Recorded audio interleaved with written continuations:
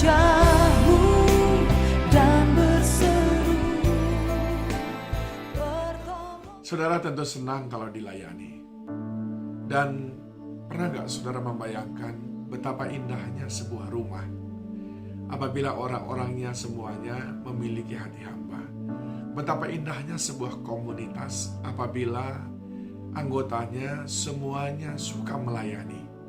Bayangkan kalau di rumah kita berlomba-lomba untuk saling melayani satu dengan yang lain. Tidak ada orang yang ingin dilayani, semuanya ingin melayani. Saudara bisa membayangkan betapa sukacita besar di rumah itu, betapa indahnya suasana yang terbangun di rumah itu. Tapi itu bukan hal yang mustahil, saudaraku. Itu hal yang bisa kita lakukan. Asal kita betul-betul mengerti dan menghidupi apa artinya hamba. Jangan sampai hamba itu diplesetkan menjadi hambar. Hampir-hampir tidak ada maknanya. Namanya saja hamba, tetapi dia tidak berkarya, sehingga kehadirannya menjadi hambar.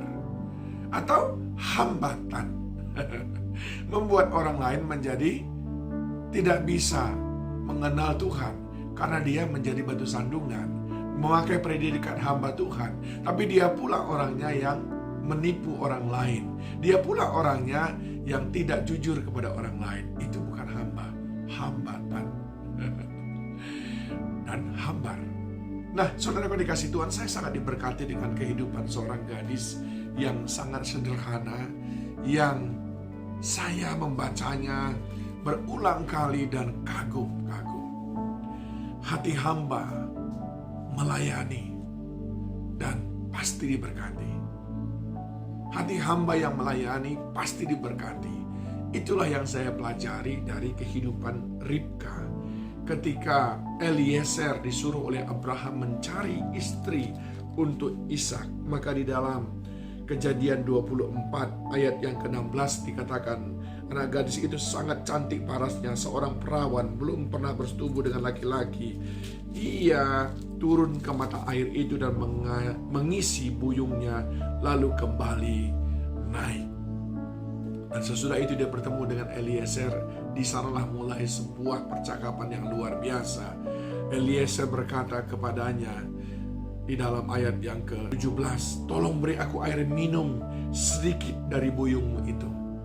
Apa respon Ribka bertemu dengan orang asing itu?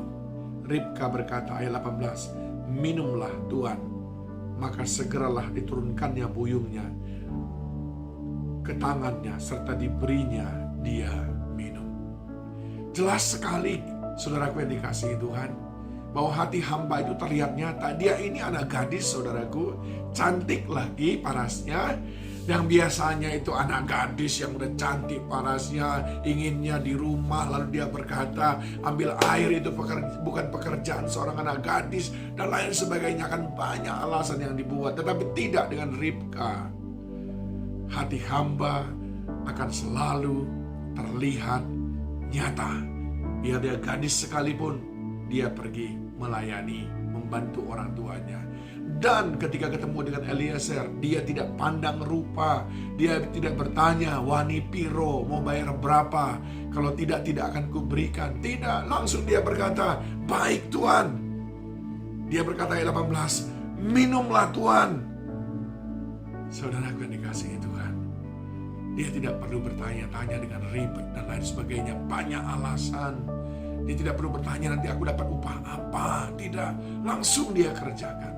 Hati hamba akan selalu terlihat nyata, bukan hasil rekayasa, bukan pura-pura menjadi hamba, bukan pura-pura menjadi hamba Tuhan, tetapi hatinya penuh dengan hitung-hitungan. Hati hamba akan selalu terlihat nyata bahwa itu bukan hasil rekayasa.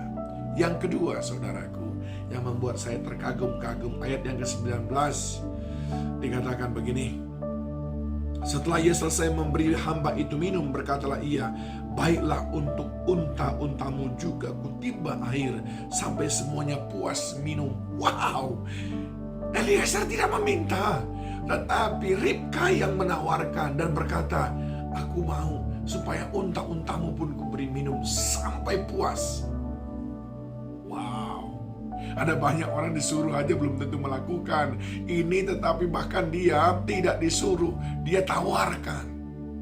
Yang kedua, hamba sejati bekerja extra mile. Hamba sejati bekerja dengan ekstra, bukan hitung-hitungan. Ribka berkata, aku mau juga semua unta-untamu kuberi minum. Hamba Tuhan melayani dengan rajin. Ayat 20, bagaimana dia bekerja? Kemudian segeralah dia tuangkannya air yang dibunyinya itu ke dalam balungan, lalu berlarilah ia sekali lagi ke sumur untuk menimba air, dan ditimbanya lah untuk semua unta orang itu sampai puas. Berlarilah dia, nggak berlambat-lambat, karena dia mengerjakannya dengan sukacita. Karena dia memang betul-betul hamba. Bukan hamba bayaran, bukan hamba upahan, bukan hamba hitung-hitungan, bukan hambar, atau bukan hambatan. Bukan, benar-benar hamba, saudaraku. Dia berlari mengerjakannya. Saya membayangkan kalau di sebuah rumah tangga, di sebuah gereja, di sebuah komunitas diisi dengan orang seperti ini. Keren sekali, luar biasa sekali. Dan yang keempat, yang terakhir, yang saya pelajari dari kehidupan Ribka ini, kehambaan hatinya itu. Saya bisa lihat ayat 25, saya ajak saudara membacanya. Lagi kata garis itu, baik jerami, baik makanan unta, banyak pada kami. Tempat bermalam pun ada. Dia menawarkan kepada Eliezer, ayo bermalam di rumahku, kuperkenalkan kau kepada orang tuaku. Semua yang kau perlukan, diperlukan untamu, ada semua di sana. Yang keempat, hamba sejati suka melayani. Dia bilang, apa lagi yang bisa kuperbuat? Aku mau melayani engkau lebih lagi. Aku ingin sekali melakukan yang terbaik bagimu, bagi unta-untamu.